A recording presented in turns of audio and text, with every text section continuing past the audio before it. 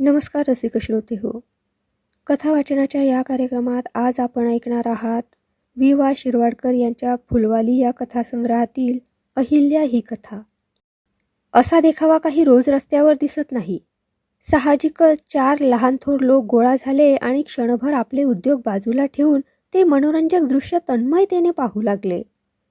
कित्येक जण त्या प्रकाराविषयीचा आपला अभिप्राय परस्परांजवळ व्यक्त करीत होते, तर कित्येक जण पुढे होऊन नरसूला प्रत्यक्ष उपदेश करण्याचाही प्रयत्न करीत होते.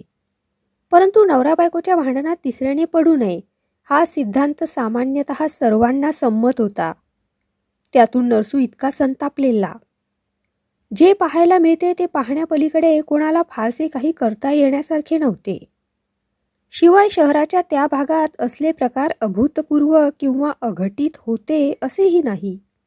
अस्ताव्यस्त अवस्थेत आणि मान खाली टाकून अहिल्या रस्त्यावरती पडली होती. तिच्या अंगावरची जुने लुगडे अर्धवट सुटून बाजूला लोळत होते. वस्त्राभावामुळे उघड्या पडलेल्या गोऱ्या मांड्यांवर आणि नितंब भागावर नरसूच्या पायाची आणि रस्त्यावरची धूळ जमा झाली होती.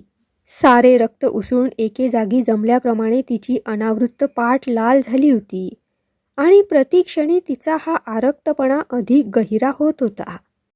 कुंभार माती तुडवतो त्याप्रमाणे नरसू तिला हातापायाने तुडवीत होता. अहिल्या रडत नव्हती.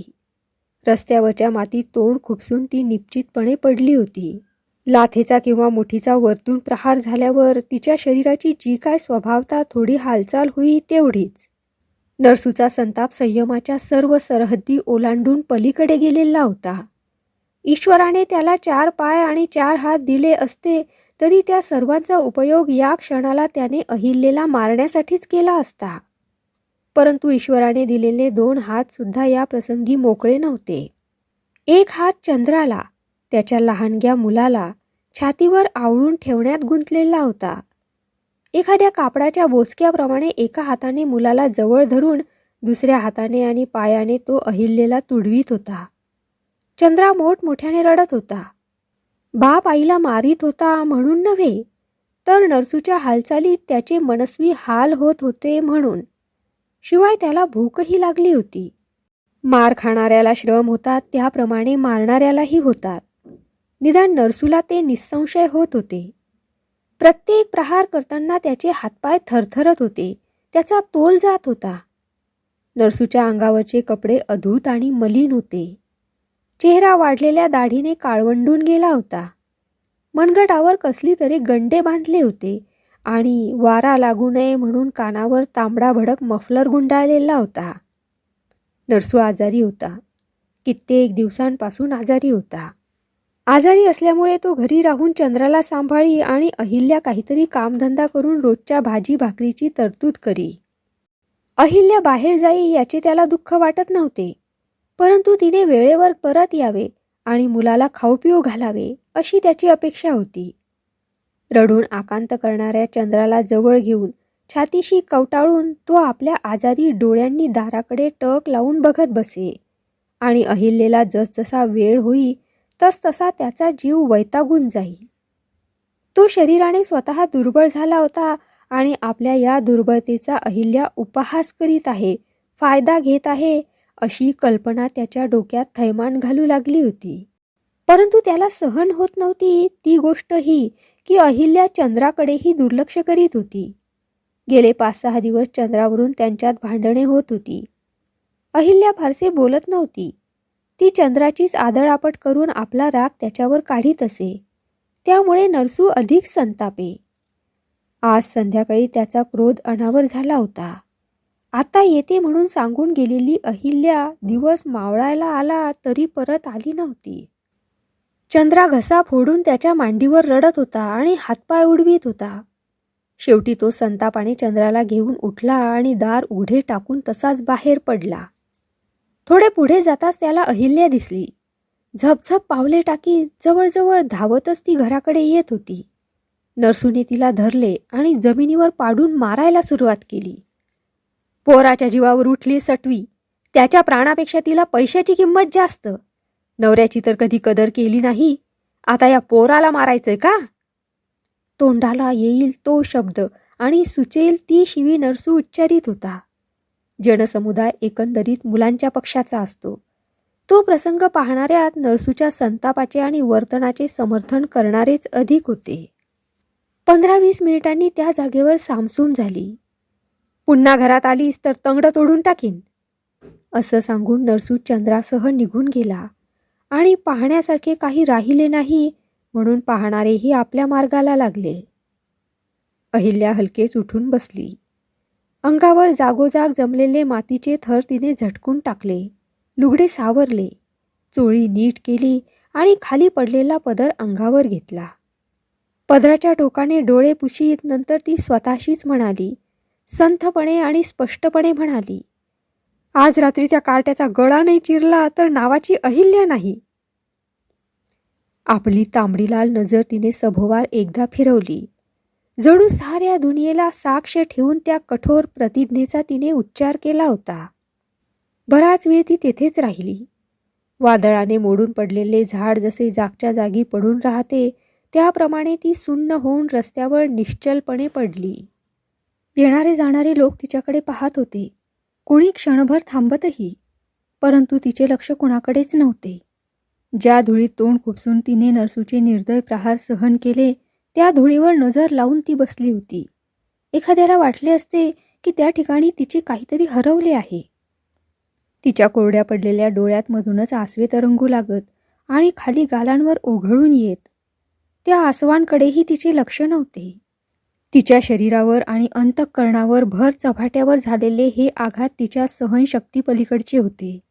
नवऱ्याविषयी वाटणारे प्रेम, मुलाविषयी वाटणारे वात्सल्य, घराविषयी वाटणारी आस्था आणि या सर्वांसाठी ती उपशीत असलेले कष्ट आणि करीत असलेला त्याग, माती माती झाली होती सारी. ती उठली आणि पाय नेतील तिकडे जाऊ लागली. पलीकडे हाकेच्या अंतरावर असलेल्या घरापासून दूर जायचं एवढी जाणीव त्या पायांना होती. नारिंगाची साल दाबली की त्यांच्या रंध्रारंध्रातून रसाचे बारीक शिडकाव होतात, त्याप्रमाणे प्रत्येक पाऊल टाकताना तिच्या मनात नवे विचार, नव्या कल्पना, नवी चित्रे उसळून वरती येत होती. नरसूच्या नावाने गळ्यात मंगळसूत्र घातलं म्हणून त्याचा असा छळ सहन करायचा, त्याची इतकी पर्वा करायची. लहानपणी लग्न झालेलं, 9वीच्या वयात नरसूनं तिच्यावर खूप प्रेम केलं. स्वतःच्या जीवापेक्षाही तो जास्त जपत असे तिला. दिवसा त्याच्या विरहानं आणि रात्री त्याच्या प्रेमानं ती अगदी गुदमरून जात असे. परंतु ही सुखाची सावली फार काळ टिकली नाही. तिच्या 9वीबरोबरच ती ओसरून गेली.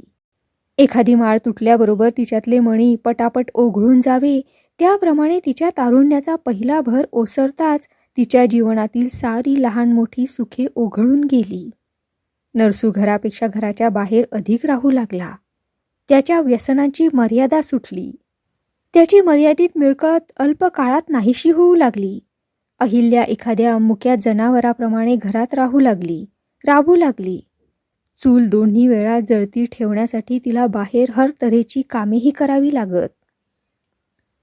हे आपण सारे सहन केले ते कशा करता? नवऱ्याची आपल्याला कदर नाही म्हणून? अहिल्याने सभोवार पाहिले.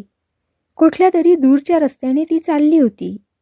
त्या रस्त्यावरची रहदारी आणि वस्ती तुरळक होती.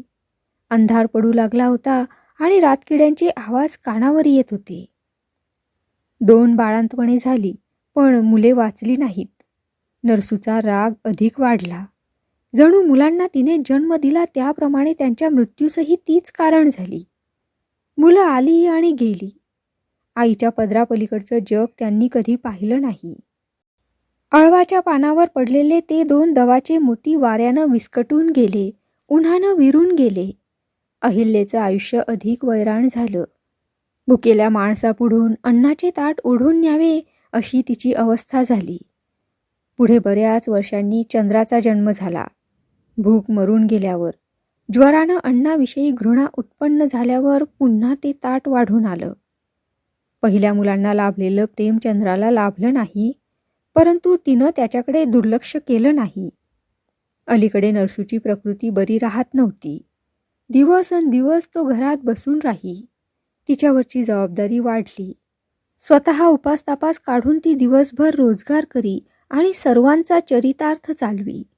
नरसू तिला अद्वा बोलत असे आणि मारीतही असे, पण कधी एका शब्दानं तिनं त्याचा प्रतिकार केला नाही की आपलं समर्थन करण्याचा प्रयत्न केला नाही. गुन्हेगारी शाबित होऊन तुरुंगात आलेल्या कैद्याप्रमाणे ती सारं काही न बोलता सहन करत होती. नरसूला चंद्राविषयी फार माया वाटे. घरात असला म्हणजे त्याला मांडीवर घेऊनच ती नेहमी बसे.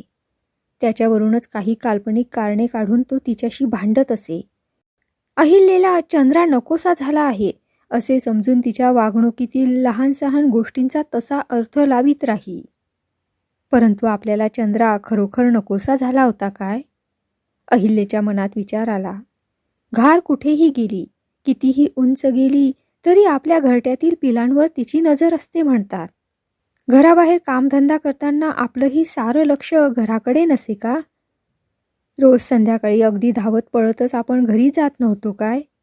नरसूच्या बोलण्यामुळे आणि वागण्यामुळे आपण चंद्राची आदळआपट केली असेल, पण म्हणून रस्त्यात मगाशी घडलेल्या प्रसंगाच्या स्मृतीने तिचे अंग शहारून आले. आपले पूर्वीचे सारे जीवन त्या जागेवर समाप्त झाले. पूर्वीची सारी बंधने त्या प्रहारांनी तुटून गेली असे तिला वाटले. काय या अफाट जगात आपल्याला नरसू आणि चंद्राशिवाय जगता यायचे नाही? अहिल्या काही अद्याप म्हातारी झाली नव्हती किंवा झाल्यासारखी दिसतही नव्हती. 4 ठिकाणी काम करून पोट भरण्याचे सामर्थ्य अद्याप तिच्यात होते. तिच्या शरीराचे आकर्षण अजून कायम होते. तिला आठवलं, भाजी बाजारात पाटीचा रोजगार करीत असता एक पांढरपेशा तरुण तिच्यावर मोहित झाला होता. फार दिवस झाले नव्हते त्या प्रसंगाला. त्याने 3-4 वेळा तिला घरी नेले आणि वाजवीपेक्षा अधिक मजुरी तिच्या हातावर ठेवली. एकदा घरात कोणीच नव्हतं. तिने भाजी खाली टाकून पाटी क्षणभर जमिनीवर टेकली. त्या तरुणानं खिशातून 1 रुपया काढला आणि कापऱ्या हातानं तिच्या तळहातावर ठेवला. आपल्या लालसायुक्त नजरेने त्याने तिच्या सर्व शरीराचा वेध घेतला आणि दुसऱ्याच क्षणी तिला आपल्या बाहुपाशात ओढून तिच्या मुखावर चुंबनांचा वर्षाव केला. पदराला झपटणाऱ्या एखाद्या लहान मुलाला दूर करावे त्याप्रमाणे तिने त्याला दूर केले आणि पाटी उचलून ती संथपणे बाहेर पडली. पुन्हा कधी त्या तरुणाने तिच्या नजरेला नजर दिली नाही. एखाद्या ओझरत्या स्मिताने त्या तरुणाची पारद तिला पुन्हा करता आली नसती का? आणि तिच्यावर लुब्ध होणारा हा काही एकच पुरुष दुनियेत नव्हता. तिच्या दृष्टीचा ठाव घेऊ पाहणारे, तिच्या शरीराकडे एकाग्रतेने बघणारे अनेक डोळे, अनेक चेहरे अहिल्याच्या दृष्टीसमोरून पुसटपणे येऊन गेले. हे सारे मोह टाळून सुखाच्या आणि स्वातंत्र्याच्या या सर्व दरवाजांकडे पाठ फिरवून ती नरसूच्या संसारात एकनिष्ठेने राहिली होती. विकत घेतलेल्या गुलामासारखी राबत होती. ती भर चव्हाट्यावर अर्धनग्न होऊन अशी मार खाण्याकरता? लाथेचे प्रहार मर्मावर बसावे म्हणून आपले लुगडे ओढण्यासही 4 लोकांना साक्षी ठेवून आपले लुगडे ओढण्यासही त्याने कमी केले नाही. आणि हे कशा करता? त्या कार्ट्या करता? सुडाच्या भावनेने तिच्या शरीराचा कण तापून गेला. एखाद्या भडकलेल्या मशालीच्या ज्योतीसारखी ती मागे वळली आणि घराकडे धावू लागली.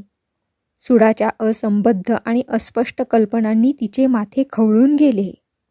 उभ्या जीवनात धारण केलेला मूकपणा आणि संयम कोसळून पडला होता. ज्या स्वाभिमानाकडे आयुष्यभर दुर्लक्ष केले तो निर्दयपणे गाजवण्याच्या, प्रतिकाराच्या ज्या प्रवृत्ती जन्मभर दडपून टाकल्या त्यांना बेबंद अवसर देण्याच्या, नरसूचा आणि चंद्राचा जास्तीत जास्त सूड घेण्याच्या एकाच इच्छेने तिच्या अंतःकरणाचा ताबा घेतला होता. वाऱ्यावर उडालेल्या ठिणगीप्रमाणे रस्त्यावरील काळोखातून आणि रहदारीतून ती घरापाशी येऊन उभी राहिली. घराच्या भिंतीला हात लागताच त्या स्पर्शाने ती काहीशी भानावर आली. क्षणभर तिने कानोसा घेतला आणि नंतर थोडे पुढे जाऊन दारातून आत डोकावून पाहिले. आत एक घासलेटची चिमणी पेटलेली होती आणि तिच्या कडवट धुराने सारी खोली व्यापून गेली होती. त्या धुरात आणि अंधुक प्रकाशात नरसू चंद्राला मांडीवर घेऊन बसला होता. बसल्या बसल्या तो झोपला होता असे अहिल्याला आढळून आले. चंद्रालाही गुंगी लागलेली होती. जवळच एक दुधाची वाटी पडलेली होती आणि चंद्राच्या अंगावर आणि तोंडावर त्या दुधाचे ओघळ सांडलेले होते. दोघांचेही प्राण घ्यायला किती चांगली संधी होती ही.